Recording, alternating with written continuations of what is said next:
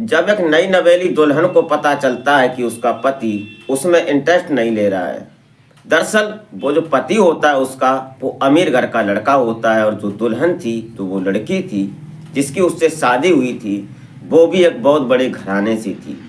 दोनों की रजामंदी से शादी होती है, दोनों परिवार अमीरजादे होते हैं। उसके बाद जब वो लड़की ये समझती है कि उसका पति उसके लायक नहीं है, उसको समलैंगिक है, और जो उसका पति है वो लड़कों में खासकर इंटरेस्ट रखता है। ये बात कहीं ना कहीं जब उस दुल्हन के दिलो दिमाग पर छा जाती है, फिर वो कुछ ऐसा करती है कि जिसको जिसको सुनने के बाद जिसने सुना वो दंग रह गया।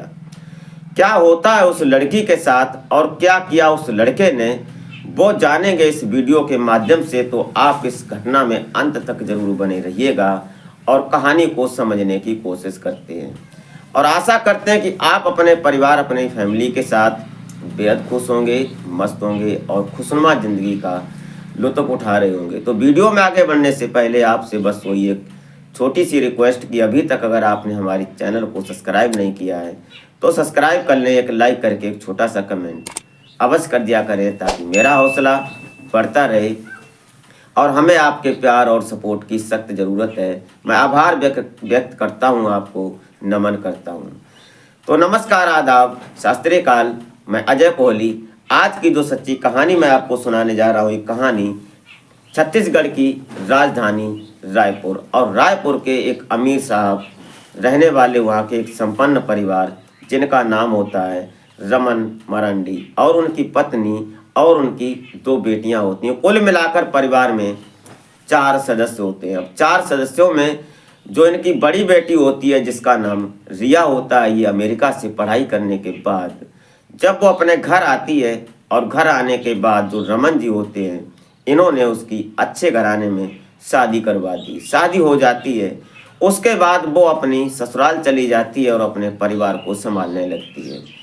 उसके बाद जो छोटी बेटी होती है जिसका नाम दीपिका होता है, इसकी उम्र अब लगभग 21 साल की हो चुकी थी। इसने अपने यहाँ से इसने पढ़ाई करने के बाद जब ये ग्रेजुएशन में जाती है, तो जब ये 10वीं में पढ़ रही थी तब इसका किसी लड़के से अफेयर हो गया था, और उस अफेयर में इसको ऐसी लत लग जाती है कि आए दिन इसको कोई ना कोई लड़का चाहिए होता था।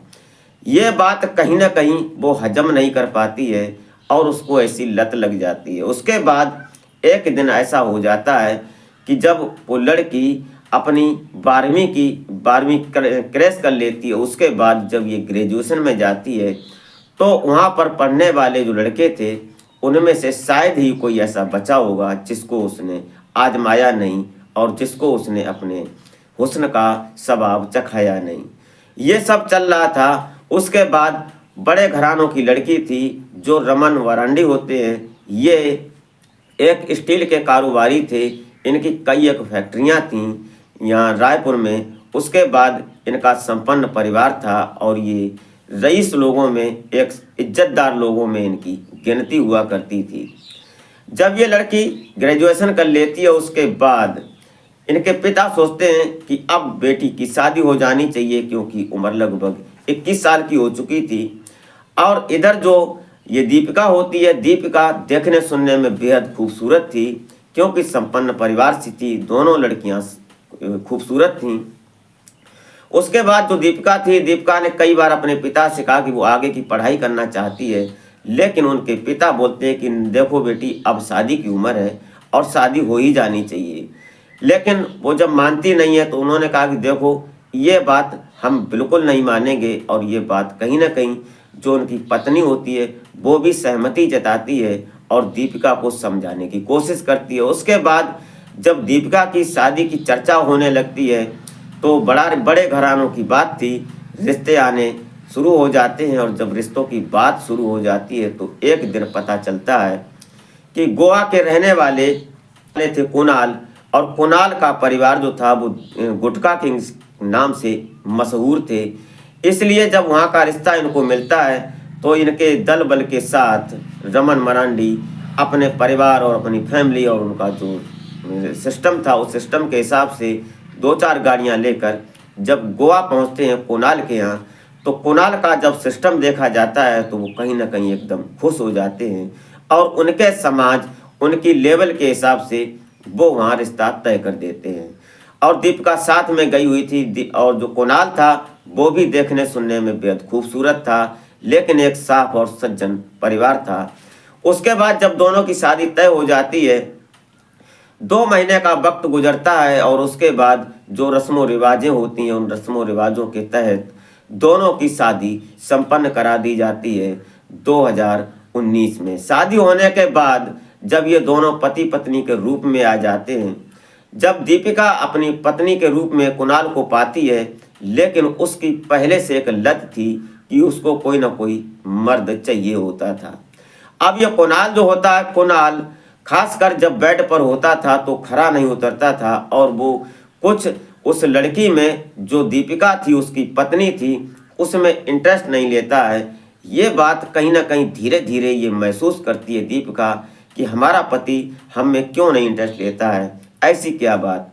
तो वो कहीं ना कहीं सोचने लगती है कि ऐसा तो नहीं कि मैं पहले से और लोगों से, लड़कों से संबंधों में थी, इसलिए शायद ये महसूस करता हो, लेकिन उसने अपनी कोई बात उसको बताई नहीं। वक्त 3-4 महीने का गुजर जाता है और उसके बाद कुणाल से दीपिका की एक दिन झरपट हो जाती है कि तुम हमसे संपर्क क्यों नहीं करते और हमें इंटरेस्ट क्यों नहीं लेते। ये बात कहीं ना कहीं कुणाल जो होता है, कुणाल भी एक दिन धमकी देकर बोलता है कि देखो, मैं जो कर रहा हूँ मैं अपने हिसाब से कर रहा हूँ, मुझे तुम में कोई इंटरेस्ट नहीं है। ये बात कहीं ना कहीं दीपिका को लग जाती है और वो इसकी छानबीन करने लगती है।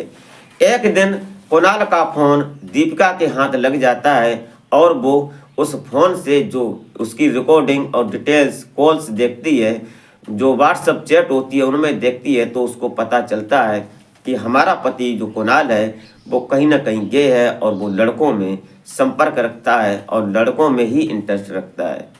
ये बात जो दीपिका होती है वो समझ जाती है कि इसीलिए ये हमसे संपर्क नहीं करता है।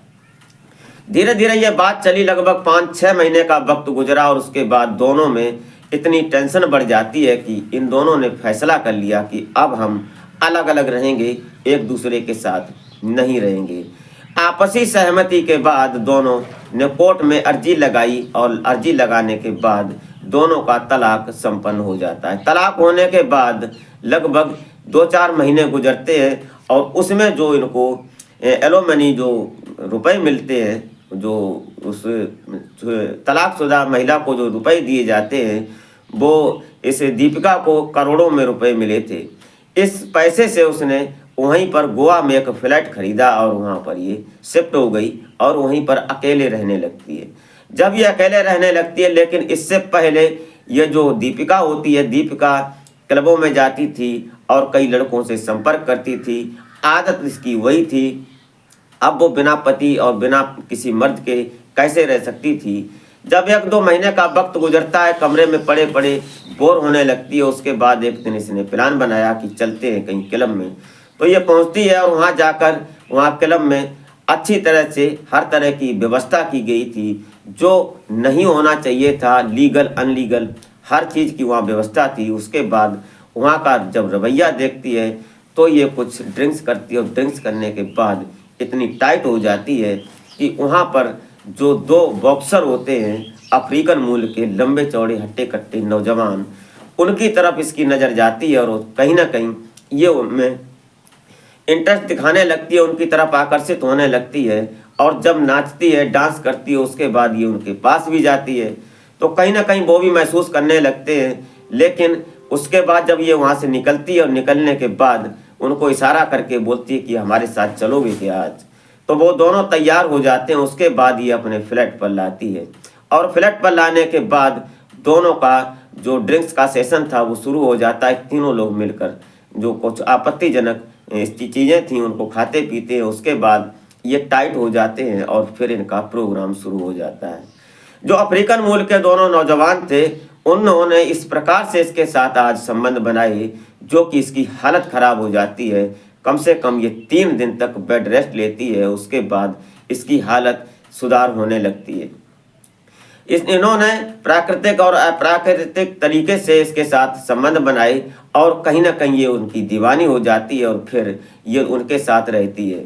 लगभग 3 साल तक उन दोनों से इसका रिलेशन चलता है और उसकी एवज में ये जो दीपिका होती है उन दोनों को पैसे भी देती है। ये सब चल रहा था। 3 साल के बाद कहीं ना कहीं दीपिका को ऐसा महसूस होने लगता है, अपने आप में उसको गिल्ट महसूस होने लगता है कि मैं गलत कर रही हूँ शायद। ये बात उसने अपने आप में समझी और अपने आप से ही उसने फैसला लिया और उस दिन के बाद इस दीपिका ने उन दोनों को साइड कर दिया और वहाँ का फ्लैट छोड़ने के बाद ये सीधा अपने पिता के पास रायपुर आ जाती है। और वहाँ आने के बाद इसका दूसरा रिश्ता होता है और जो दूसरा रिश्ता होने के बाद वो सीधी अमेरिका चली जाती है, जहाँ उसकी बड़ी बहन थी उसके आसपास भी अपना ये रहने लगती है। वहाँ अमेरिका में शिफ्ट होने के बाद आज जो दीपिका थी वो अपने जो पीछे के पास्ट को जब देखती है, उसके दिमाग में जब वो सीन चलते हैं तो कहीं ना कहीं अपने आप में वो इतना गिल्ट महसूस करती है कि उसने शायद बहुत गलत किया। उसको अपनी गलती का पछतावा भी हो रहा है, लेकिन अब वो आइंदा ऐसा करने के विचार में नहीं और वो अपने फैमिली के साथ बेहद खुश है। दोस्तों, ये रही कहानी, ये रही घटना जो कि हमने सोशल मीडिया से उठाई थी, वो हमने आप तक पहुंचाने की कोशिश की। और अभी तक अगर आपने हमारे चैनल को सब्सक्राइब नहीं किया है तो सब्सक्राइब कर लें, एक लाइक ज़रूर कर दिया करें और कमेंट अवश्य कर दिया करें। दोस्तों, इस घटनाक्रम को सुनाने का उद्देश्य किसी को हैरान या परेशान करना नहीं था। सिर्फ और सिर्फ ये बात थी कि कहीं ना कहीं बच्चों पर खासकर माता पिता नज़र रखें और ध्यान रखें ताकि बच्चे किसी गलत राह पर न चल पड़ें। इसकी जिम्मेदारी खासकर माता पिता की होती है। दोस्तों, इसी के साथ मिलते हैं फिर नेक्स्ट वीडियो में। तब तक के लिए जय हिंद।